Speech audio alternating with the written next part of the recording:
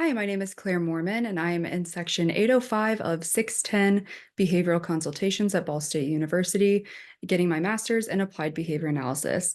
I am currently in my third semester, and today we are going to be talking about multiple stimulus without replacement, which is a type of preference assessment that is used to help identify and determine potential reinforcers for an individual.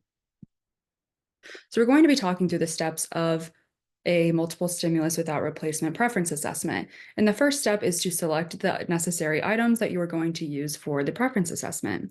To do so, it's important to consider what activities, items, or edible reinforcers your client, student, or individual likes to engage with. So you're going to choose about 5 to 8 items for this assessment. I have an example provided to my right as to some examples for edible reinforcers for a student that enjoys to be reinforced by food.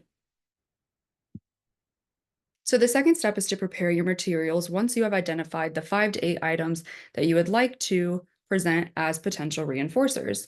So to prepare the materials, it is important to lay the items out in an array or a straight line that you can present to the individual. So following the previous example, I have found 7 edible items that I can present to a student that is motivated by food. It's also important to understand the data collection and fill out any necessary information prior to completing the assessment.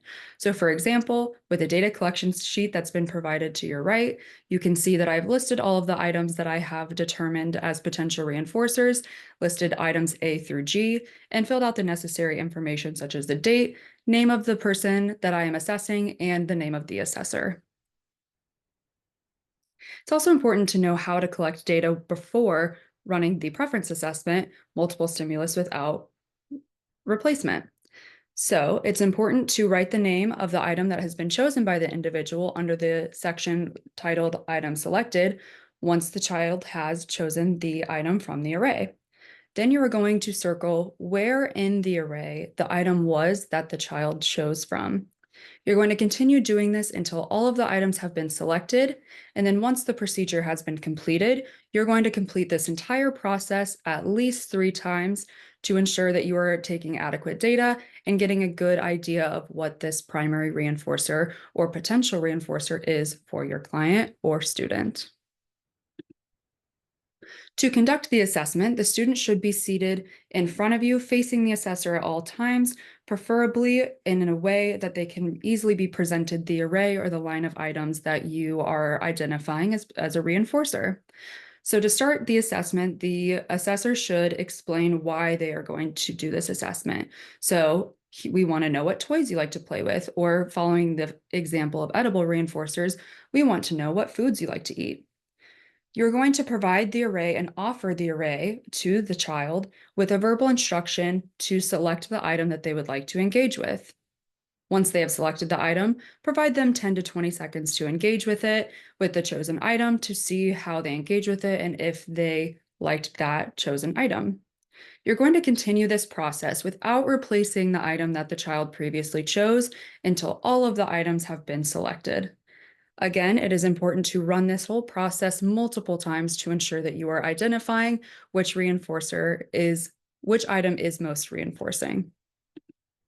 Here's an example of what this assessment should look like and what one procedure of this assessment looks like. Okay, we're gonna find out what foods you would like to eat. We have a cookie, pretzel, goldfish, chocolate, chip, cheese, and Sour Patch Kid. So go ahead, which one do you want to eat?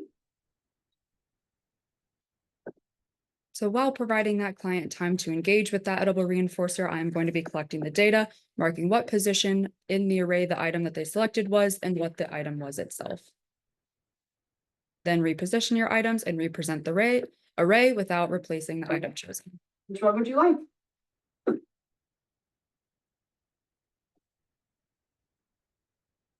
Again, filling out what the item was, where in the array it was selected from, and then repositioning the array to account for the item that has just been selected and not replaced. Okay, you can have another one.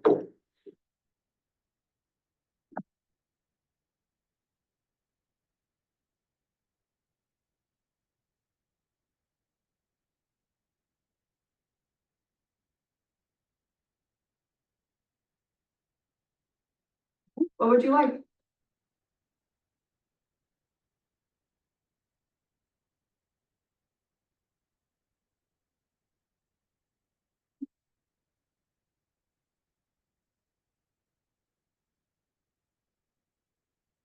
Go ahead.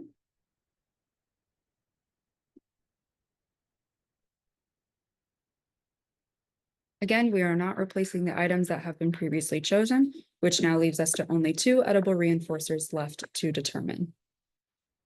Which one do you want?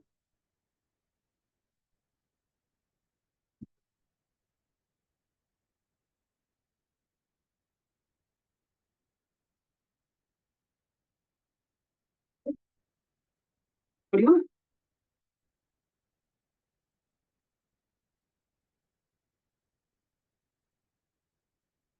Hey, really cool. Nice job. So once all of the Okay, items have final. been presented, then it is time to complete the final step, which is summarizing your data. So in order to identify a preference hierarchy, we are going to add the number, what number in the trial the item was selected, and adding each of those numbers between each procedures. So for example, for the goldfish, in the first round of the procedure, it was chosen first. The second, it was chosen third. The third round of the procedure, it was chosen first. In the fourth round, it was chosen second. So we're going to add all of those numbers, 1, 3, 1, and 2, for a total of 7. Once you have calculated the score for each of these items, you can compare the scores to see which items fall under the highest preferred items, moderately preferred items, and lowest preferred items. The items with the lowest scores, which represent they were chosen earlier in the trial rather than later, represent the highest preferred items, whereas the ones with the higher scores, meaning that they were chosen later in the array, are going to be the least preferred. So this is how we look at the data to summarize and identify which items are primary reinforcers, or sorry, highest preferred reinforcers versus the ones that are lowest preferred reinforcers. And this is how to conduct a multiple stimulus without replacement preference assessment. Thank you.